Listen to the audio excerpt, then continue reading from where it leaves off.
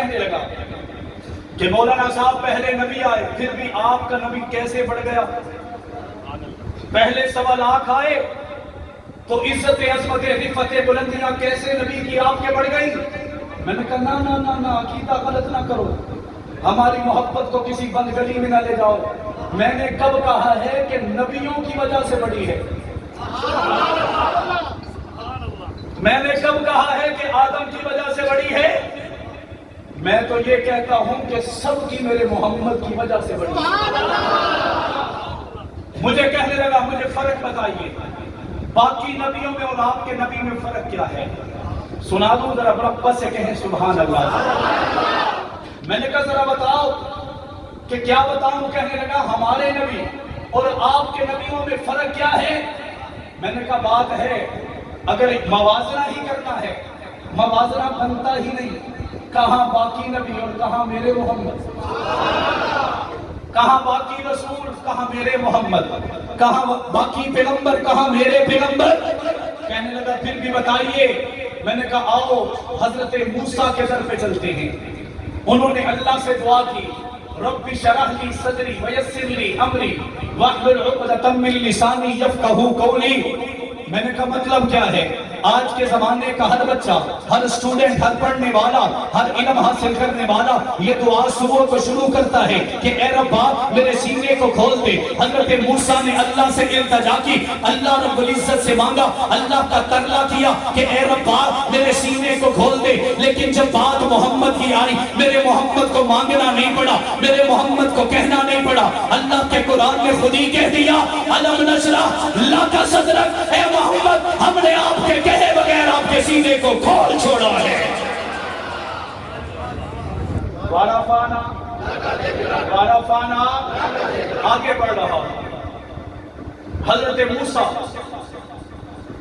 دنیا میں 2 بندوں کی اللہ سے ملاقات ہوئی، علماء بیٹھے۔ حضرت مولانا رافع رحمۃ اللہ تعالی علیہ فرماتے ہیں کہ دنیا میں 2 بندوں کی اللہ سے ملاقات ہوئی۔ ایک ملاقات آڈیو ہے، ایک ملاقات ویڈیو ہے۔ جس نے آڈیو کی اسے موسیٰ کہا جاتا ہے، اور جس کی ویڈیو باتیں ہوئی، آمنے سامنے ہوئی، براہ راست ہوئی، اسے محمد کہا جاتا ہے۔ حضرت موسیٰ کوہ طور پر گئے۔ وادی طوا کوہ طور دنیا میں موجود ہے۔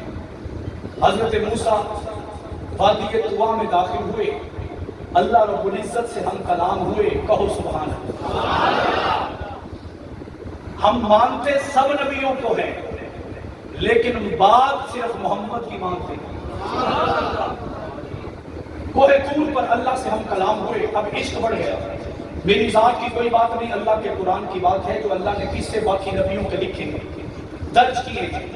حضرت موسیٰ نے جب اللہ سے باتیں کی تو عشق بڑھ گیا، عظمتیں بڑھ گئی، جوش بڑھ گیا، بلبلہ بڑھ گیا۔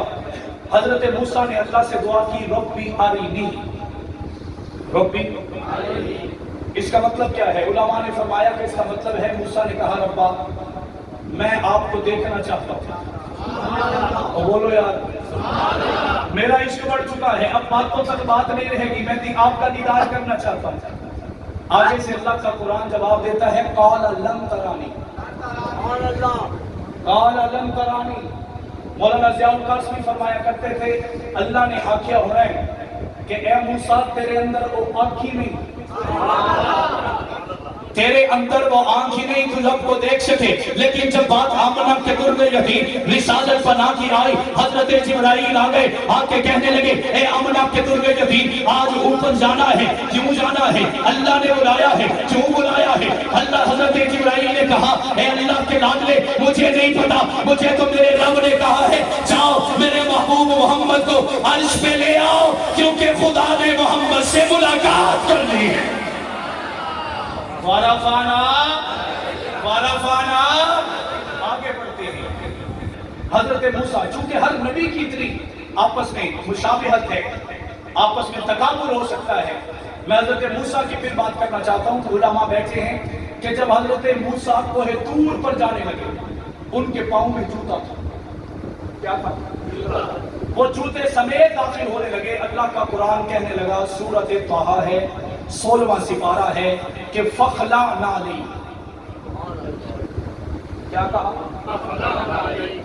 میں پنجابی میں کہتا ہوں حضرت موسیٰ جوتا پہن کے جانے لگے ہوں گے، اللہ کے قرآن نے کہا جوتا اتار کے آؤ، جوتی لا کے آؤ، لیکن جب بات میرے محمد کی آئی، مل کر کہہ دو سبحان اللہ، جوش سے کہہ دو سبحان اللہ، جب بات میرے محمد کی آئی، موسیٰ کو طور پر گئے جو دنیا میں ہے، میرا محمد عرش معلیٰ پہ، جس سے بڑا عرش ہی کوئی نہیں، جہاں رب کی رحمتوں کا نزول ہے، برکتوں کا ظہور ہے، میرے نبی کے پاؤں میں بھی جوتا ہے۔ روایات میں آتا ہے اللہ کے نبی مولانا قاسمی مرحوم کے الفاظ نقل کر رہا ہوں، فرماتے ہیں کہ اللہ کے لاڈلے پیغمبر جوتے سمیت گئے، جب عرش معلیٰ آ گیا اللہ کے نبی نے جوتا اتارا اور جوتے کے بغیر عرش معلیٰ پہ داخل ہونے لگے۔ موسیٰ چاہتے تھے جوتا پہن کے آئیں، قرآن نے کہا اتار دو، محمد نے جوتا اتار دیا، اللہ نے کہا پہن لو۔ اللہ رب العزت نے اپنے محبوب سے کہا ہوگا جوتا پہن لو، اللہ رب العزت نے جب کہا ہوگا تو آقا دو جہاں نے عرض کی ہوگی ربا یہ عرش معلیٰ ہے، یہ میرا جوتا ہے، یہاں تیری تجلیوں کا ظہور ہے، تیری عنایتوں کا نزول ہے، جہاں سے تو پوری کائنات کی طرف متوجہ ہے، اس سے بڑا عرش کوئی نہیں۔ اللہ رب العزت نے فرمایا ہوگا کہ اے محبوبہ مجھے پتا ہے یہ عرش معلیٰ ہے اور یہ تیرا جوتا ہے، اگر میرا عرش بڑا ہے تو تیرا جوتا بھی چھوٹا نہیں ہے، آج تیرے جوتے کو اپنے عرش پہ لگانا چاہتا ہوں اور اپنے عرش کی شان کو اور بھی بڑھانا چاہتا ہوں۔ وارفانا ہیلے پڑ گئے، ذرا بلند آواز سے کہو سبحان اللہ، اور بلند آواز سے کہہ دو سبحان اللہ۔ ایک بندہ کہنے لگا حضرت سلیمان علیہ السلام کیسا نبی ہونا چاہیے؟ میں نے کہا کیوں؟ کہنے لگا وہ ہواؤں میں اڑتے ہیں، فضاؤں میں جاتے ہیں۔ میں نے کہا ذرا آؤ میرے آقا کے قدموں میں، تمہارا نبی ہواؤں میں گیا، فضاؤں میں گیا، لیکن جب بات محمد کی آئی جبرائیل نے کہا اے اللہ کے نبی آج اوپر جانا ہے، کیوں جانا ہے؟ دعوت ہے۔ اللہ کے نبی نے پوچھا ہوگا کس جگہ دعوت ہے؟ انہوں نے کہا ہوگا عرش پہ دعوت ہے۔ حضرت نبی پاک نے فرمایا ہوگا اے جبرائیل عرش کون سا چھوٹا ہے؟ اگر آپ کو پنڈی آنا ہے تو بتانا پڑے گا کہ چکری آئیں گے، بتانا پڑے گا کہ کس محلے میں کس گلی میں جائیں گے۔ اللہ کے نبی نے پوچھا ہوگا کہ اتنا بڑا عرش ہے مجھے بتاؤ تو صحیح آج جانا کہاں ہے؟ حضرت جبرائیل نے نظریں جھکا کے فرمایا ہوگا اے اللہ کے نبی آج آپ نے وہاں جانا ہے جہاں آج تک جبرائیل کو بھی جانے کی اجازت نہیں ملی ہے۔ وارفانا کہنے والے نے کہا کہ موسیٰ عیسیٰ نے مردوں کو زندہ کر دیا۔ میں نے کہا پہلے بتاؤ کن مردوں کو زندہ کیا؟ وہ کہنے لگا ایک بندہ فوت ہوا اسے زندہ کر دیا، ایک جانور فوت ہوا اسے زندہ کر دیا، ایک پرندہ فوت ہوا حضرت عیسیٰ نے اسے چند لمحوں کے لیے زندہ کر دیا۔ میں نے کہا اس کا مطلب یہ ہوا تمہارے نبی نے ہر اس بندے کو زندہ کیا جو کبھی زندہ تھا، مر گیا، تھوڑی دیر کے لیے زندہ کیا، وہ پھر مر گیا، لیکن آؤ میرے محمد کے قدموں میں ہاتھ بھی دشمن کا، پتھر بھی دشمن کے۔ ابو لہل کہتا ہے اے محمد اگر تو بتا دے میری بد مٹھی میں کیا ہے تو میں تجھے مان لوں گا۔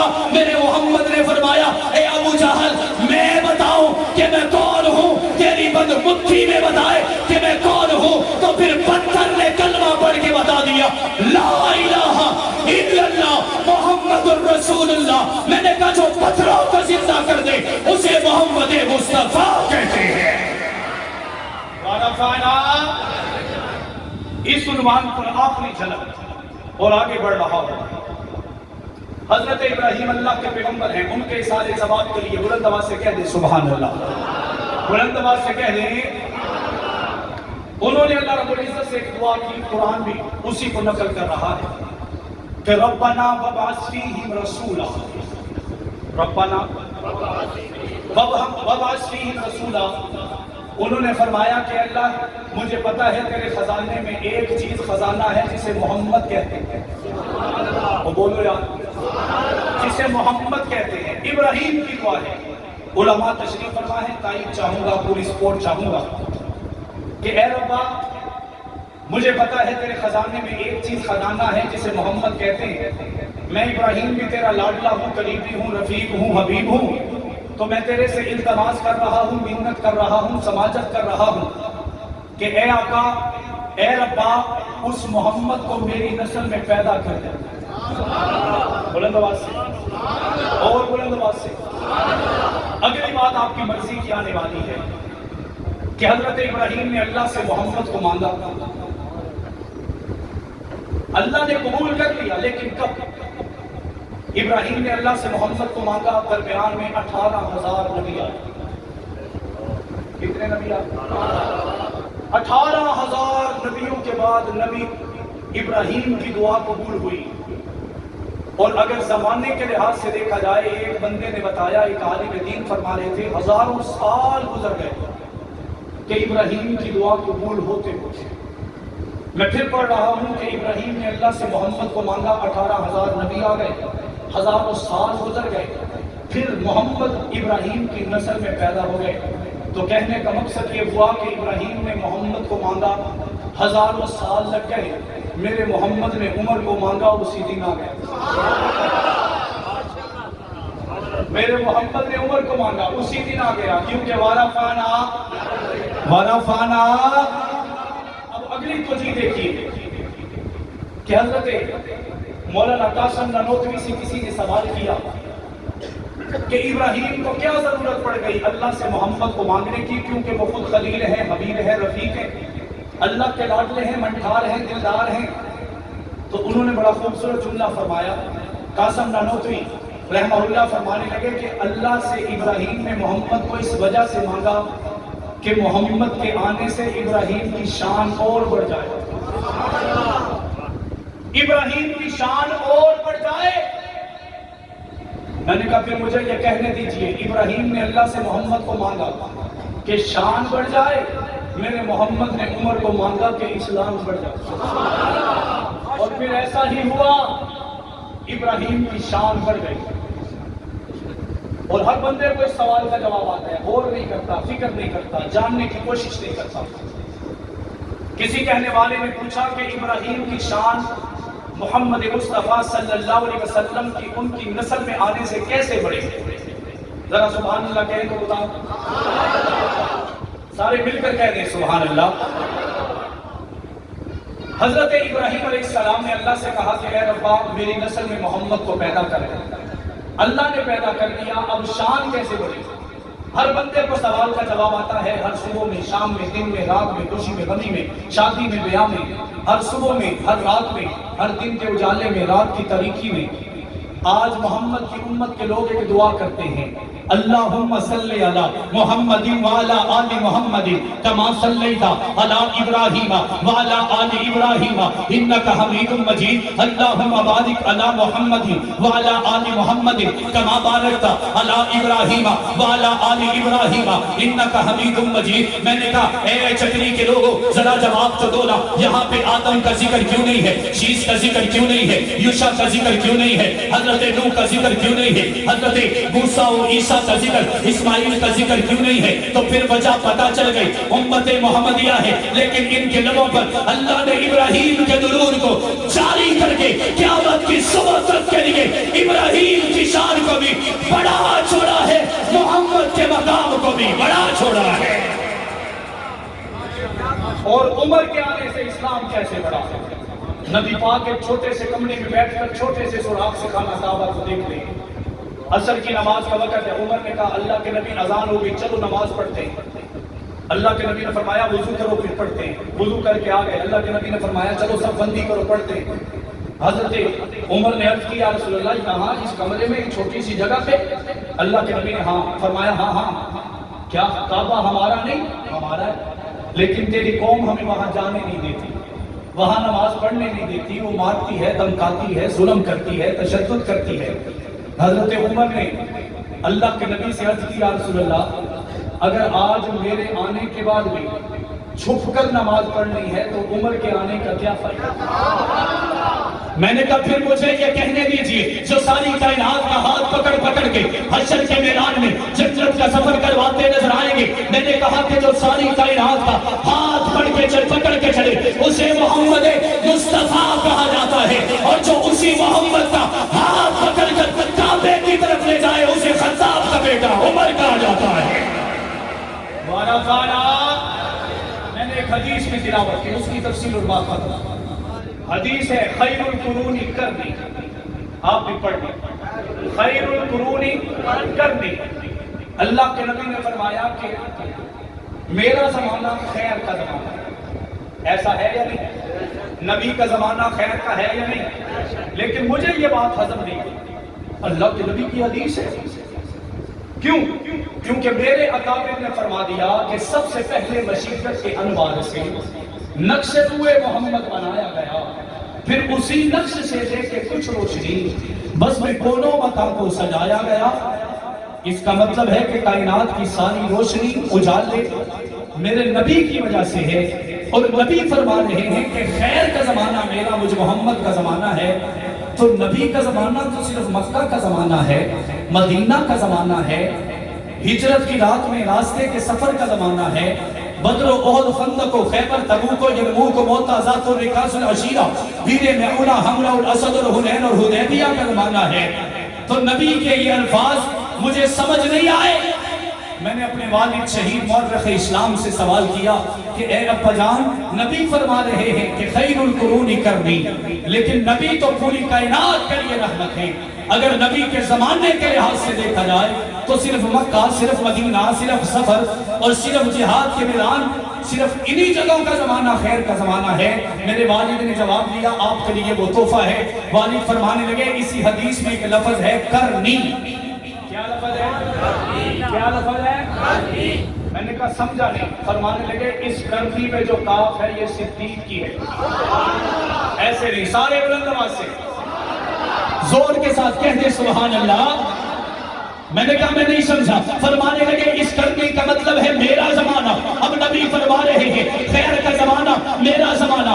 اس کرنی میں دیکھو گے کاف تمہیں صدیق کی نظر آئے گی, راہ تمہیں عمر کی نظر آئے گی, نون تمہیں عثمان ذوالنورین کی نظر آئے گی, علی المرتضیٰ کی یا نظر آئے گی. تو پھر پتہ چل جائے گا نبی یہ کہنا چاہتے ہیں خیر کا زمانہ مجھ محمد کا زمانہ, میرے صدیق کا زمانہ, میرے فاروق کا زمانہ, میرے عثمان کا زمانہ, میرے علی کا زمانہ. میں آگے بڑھ کے کہنا چاہتا ہوں نبی یہ کہنا چاہتے ہوں گے کہ خیر کا زمانہ حسن کا زمانہ, حسین کا زمانہ, سعید کا زمانہ, سعد کا زمانہ, عبد الرحمن کا زمانہ, بلال کا زمانہ, خیر کا زمانہ, میرے دلدار علی نے معاویہ کا زمانہ. اور کیسے خیر کا زمانہ نہ ہو.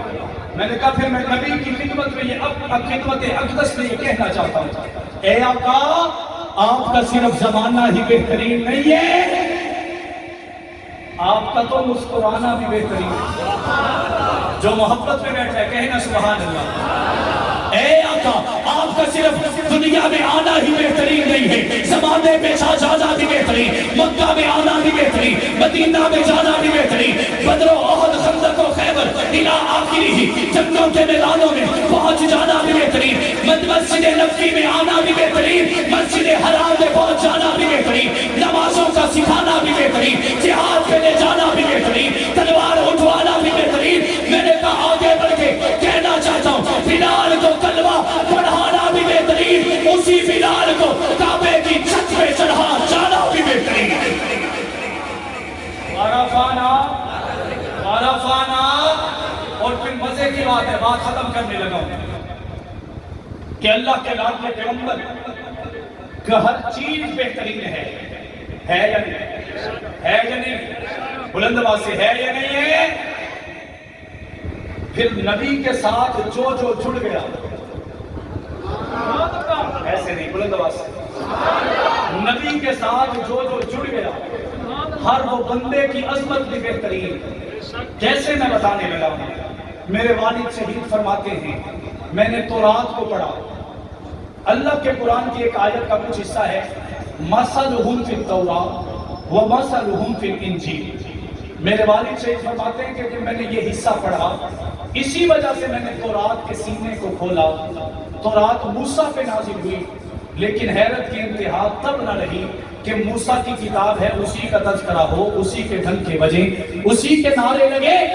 لیکن فرماتے ہیں جب میں نے موسیٰ کی کتاب تورات کو کھولا، تورات کے اندر 13 مرتبہ موسیٰ کے صحابہ کا ذکر آیا اور 17 مرتبہ محمد کے صحابہ کا ذکر آیا.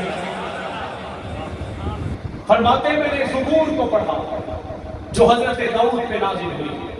داؤد کی اس کتاب میں داؤد کے نعرے ہونے چاہیے تھے، لیکن فرماتے ہیں جب میں نے پڑھا تو حیرت کی انتہا نہ رہی کہ 7 مرتبہ داؤد کے صحابہ کا تورات میں ذکر ہے اور 11 مرتبہ محمد کے صحابہ کا.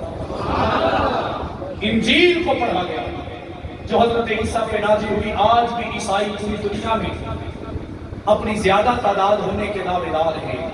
والد شیخ فرماتے ہیں میں نے انجیل کو پڑھا، حیرت کی انتہا تب نہ رہی کہ 9 مرتبہ اسی انجیل میں عیسیٰ کے صحابہ کا ذکر آیا اور 14 مرتبہ محمد کے صحابہ کا ذکر آیا.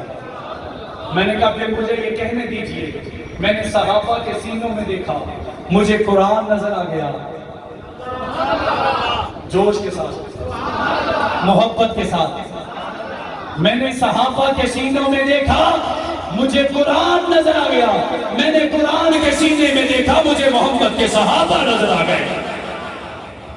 آخری جملہ اللہ کا قرآن کہتے ہیں وَالْعَادِيَاتِ ضَبْحًا فَالْمُورِيَاتِ قَدْحًا فَالْمُغِيرَاتِ صُبْحًا فَأَثَرْنَ بِهِ نَقْعًا فَوَسَطْنَ بِهِ جَمْعًا اِلَىٰ آخِرِهِ. میرے دل میں آیا، کسی نے کہا یہ قرآن کے اندر صحابہ کی شان ہے. کس کی شان ہے؟ کس کی شان ہے؟ میں نے کہا یہاں پہ نام تو کسی صحابی کا نہیں ہے، ظاہراً تو کسی صحابی کا تذکرہ نہیں ہے. میرے اکابر نے جواب دیا، فرمانے لگے ذرا غور کرو. اللہ کا قرآن کہتا ہے وَالْعَادِيَاتِ ضَبْحًا فَالْمُورِيَاتِ قَدْحًا فَالْمُغِيرَاتِ صُبْحًا فَأَثَرْنَ بِهِ نَقْعًا کہ صحابہ نہیں، صحابہ کے گھوڑے تھک گئے. انہی گھوڑوں سے تو میں نے اپنے جماعت کے اکابر کا نام نکالنا تھا. آپ خاموش ہو کے بیٹھ گئے. جو سننا چاہتے ہیں بلند آواز سے کہہ دے سبحان اللہ. شان صحابہ زندہ باد، شان صحابہ زندہ باد. حضرت مولانا ہاتھروا جبی شہید زندہ باد، مولانا اعظم طارق شہید زندہ باد، مولانا علی شیر حیدری شہید زندہ باد، مولانا مسعود الرحمان عثمانی شہید زندہ باد، شہدائے اسلام زندہ باد زندہ باد. وَالْعَادِيَاتِ ضَبْحًا صحابہ نہیں، صحابہ کے گھوڑے. اللہ کا قرآن قسمیں اٹھا رہا ہے، صحابہ کی نہیں، صحابہ کے گھوڑوں کی. میں نے کہا یہ قرآن گھوڑوں کی؟ قرآن کہتا ہے نہیں نہیں نہیں، صرف گھوڑوں کی نہیں بلکہ گھوڑوں کی ٹانگوں کی. میں نے کہا قرآن صحابہ کے گھوڑوں کی ٹانگوں کی قسمیں؟ قرآن کہتا ہے نہیں نہیں نہیں، صحابہ کے گھوڑوں کے ٹانگوں کے آگے جو پاؤں لگے ہیں قرآن اس کی قسمیں اٹھا رہا ہے. میں نے کہا صحابہ کے گھوڑوں کی ٹانگوں کے پاؤں کی قسمیں؟ قرآن کہتا ہے نہیں نہیں نہیں، ان پاؤں کے نیچے ہم انہیں قدموں کو بچانے کے لیے کھر لگاتے ہیں لوہے کی. اللہ کا قرآن ان کھروں کی قسمیں اٹھا رہا ہے. میں نے کہا صحابہ کے گھوڑوں کی ٹانگوں کے پاؤں کے کھروں کی قسمیں؟ اللہ کا قرآن کہتا ہے نہیں. جب یہ محمد کے صحابہ کے نیچے میدانوں میں نکلتے ہیں، پتھروں سے ٹکراتے ہیں، چٹانوں سے ٹکراتے ہیں، جہاد کے لیے پہاڑوں پہ چڑھتے ہیں، ان کے کھر سب کسی پتھر سے ٹکراتے ہیں. اللہ کا قرآن اس پتھروں سے ٹکرانے سے جو شعلے نکلتے ہیں، جو شرارے نکلتے ہیں، اللہ کا قرآن تو ان شراروں کی قسمیں بھی قرآن میں اٹھا رہا ہے.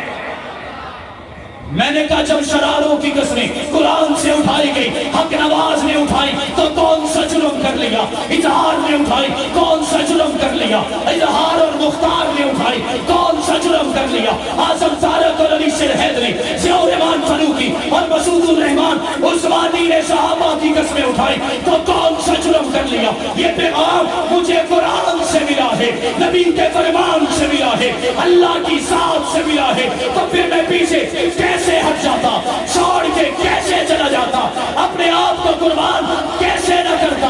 حق نواز بھی چلا گیا، میں تب بھی راضی ہوں. اظہار بھی چلا گیا، میں تب بھی راضی ہوں. مختار بھی چلا گیا، میں تب بھی راضی ہوں. میں اظہار بھی چلا گیا، میں تب بھی راضی کے جسم کے ٹکڑے کر دیے گئے، میں تب بھی راضی ہوں۔ اعظم طارق میرے چچا کے جسم کو شلی کر دیا گیا، میں تب بھی راضی ہوں۔ علامہ بس علی شیر حیدری علم کے پہاڑ کے باوجود بھی قربان ہو گئے، میں تب بھی راضی ہوں۔ علامہ مسعود الرحمان عثمانی ایسے وقت میں شہادت دے گئے جب شہادت عام نہیں تھی، شہادت ناپید تھی، میں اب بھی راضی ہوں۔ اور یہ کہہ دینا چاہتا ہوں، بات صحابہ کی ہے، بات اہل بیت کی ہے، بات نبی کی ہے، جان جائے گی چلتی جائے گی، لیکن جب تک یہ زبان ہلتی رہے گی، قدم بڑھتے رہیں گے، صحابہ کے نغمے سناتے رہیں گے، صحابہ اور اہل بیت کے جھنڈے لہراتے رہیں گے۔